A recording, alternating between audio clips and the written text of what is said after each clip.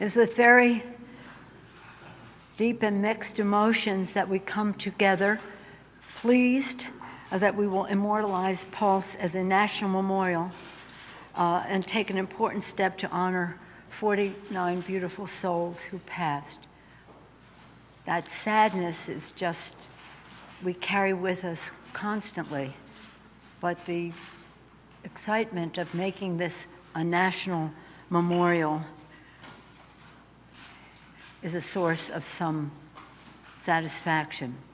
We're proud to be joined by our members of the Florida delegation and the co-chairs of the LGBTQ Equality Caucus.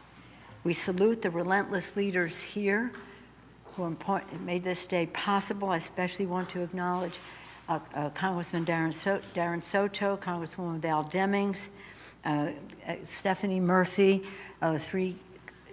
and Val Demings, I said Val, who made this legislation possible. Thank you for that. I also want to acknowledge Congressman Mike Thompson, who is the chair of our Gun Violence Task Force.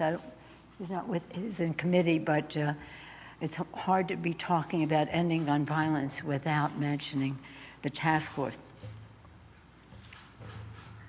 Pulse was a peaceful haven where mostly LGBTQ Americans could enjoy music, dancing, and celebration, a sense of community. Our hearts break again thinking of how this sanctuary of safety and solidarity was violated by this horrific act of hatred, leaving behind unimaginable pain in the Orlando community. Shortly after the shooting, I had the solemn privilege of traveling to Pulse to meet with the brave survivors and families of lost ones and those who had established Pulse. Their message was a clear and simple one: stop the violence. Don't let this happen to other people.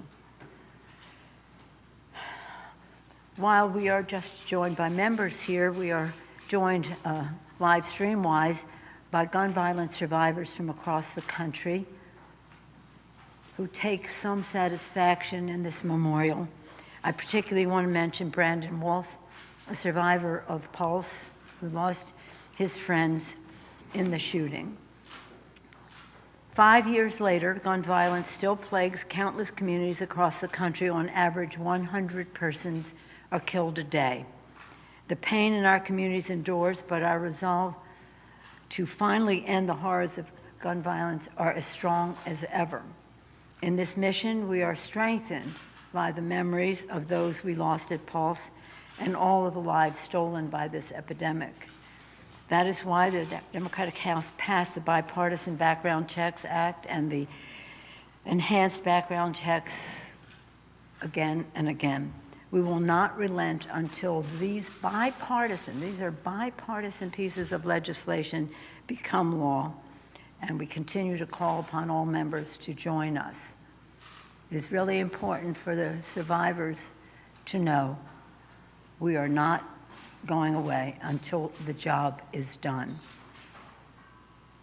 And now I have the privilege, honor, and sad duty to sign the legislation to memorialize Pulse as a national memorial, thanks to the work of Darren Soto, Val Demings, and Stephanie Murphy, and members of the Florida delegation, as well as the co-chairs of the House Equality Caucus.